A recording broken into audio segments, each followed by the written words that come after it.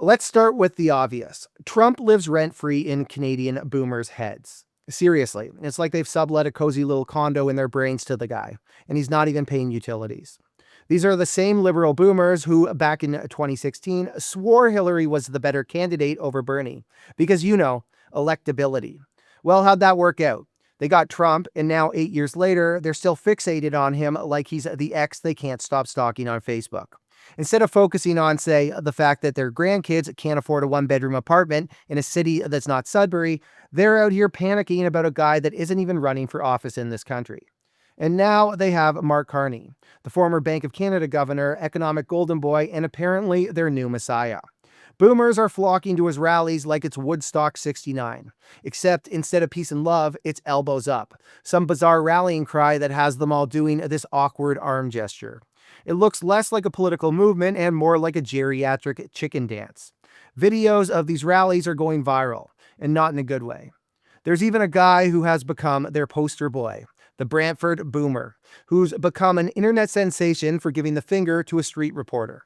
Classy. This is the same reporter, Kareem Assad, who's just trying to show what's happening on the ground. No bias, no spin. But hey, when you're a boomer at a Carney rally, apparently flipping the bird is peak political discourse. Young Canadians are watching this circus and losing their minds. They photoshopped this man onto street signs, toy action figures, and endless memes. My personal favorite, this one. I believe in equity. My home equity. Savage. But behind the humor, there's real anger. Young people see a future with zero job security, a housing market that's basically a monopoly board where all the properties are owned by REITs, and an immigration system that's flooding the job market faster than they can update their LinkedIn profiles. They're desperate for change, and at this point, they'd vote for Pierre Poilievre or even a damp dish rag. Anything but another 4 years of the same old liberal promises that never materialize. And here's the thing. Carney isn't change. He's the same liberal government with a shinier resume. 20 of the 23 proposed cabinet ministers are holdovers from Trudeau's team. Heck, Trudeau's people wrote Carney's budget and platform months before he even stepped up as leader. And what a budget it is. $62 billion deficits, blowing Trudeau's numbers out of the water. He's got this carbon border adjustment mechanism, which is just a fancy tariff plan to punish polluting countries that don't tax themselves the way we do. Sounds great until you realize it means higher prices for Canadians on everything from groceries to winter coats. Then there's his wartime-inspired housing corporation idea, building modular homes to solve the crisis. Noble in theory, but if this government's track record is any indication, each of those tiny homes will cost over $1 million by the time the ribbon's cut. Efficiency isn't exactly their strong suit.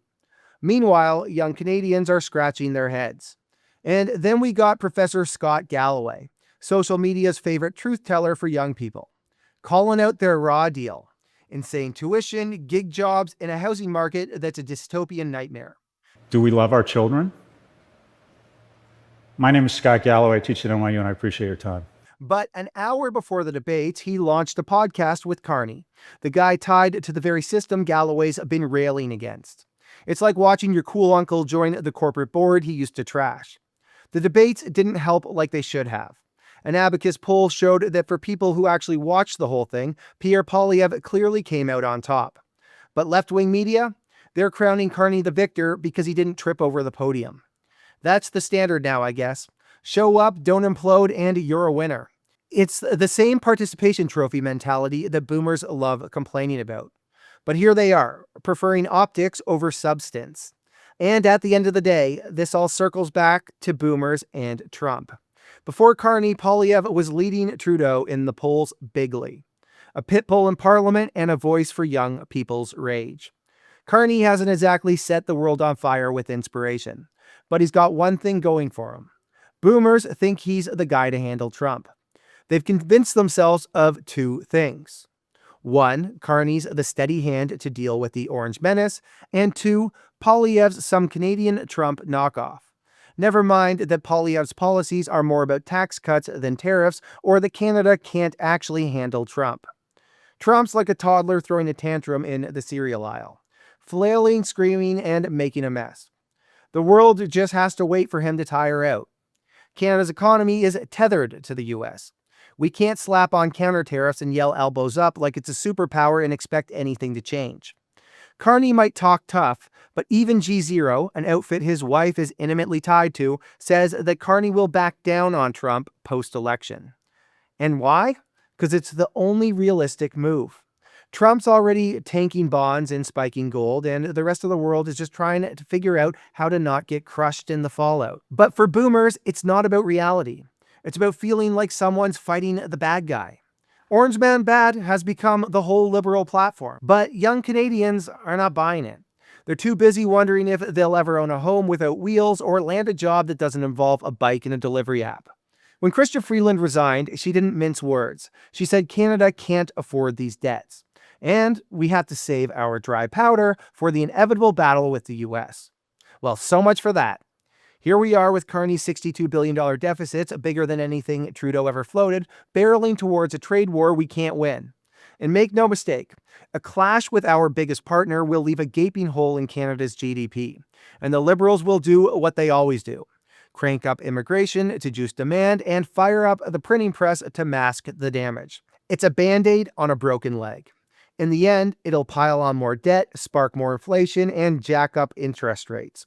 Probably enough to trigger a credit downgrade that'll sink Canada deeper into the mess. Young Canadians will bear the brunt. Jobs will thin out, shelter will remain out of reach, and wages will shrivel under inflation's boot. They'll be left wishing Trudeau was still around. At least his screw-ups came with a smile. Boomers, though, they'll be fine, lounging in their paid-off homes, shrugging as they tell their kids the rent's due. They've got no stake in this fight, just a smug satisfaction that someone's sticking it to Trump, even if it tanks the country. How do we know? Because when a boomer looks at a young person with a camera and gives them the double bird at a Mark Carney rally, they aren't saying, "I'm here to protect my country's future." They're saying, "Forget you, I got mine." All right, everybody, thanks for watching. If you enjoyed this video, please smash that like button, subscribe, and ring that notification bell. Guys, if you have thoughts on the election, please let me know in the comments section. Do you think Poilievre's done? Do you think he can make a comeback? What are your thoughts? Thanks for watching, everybody.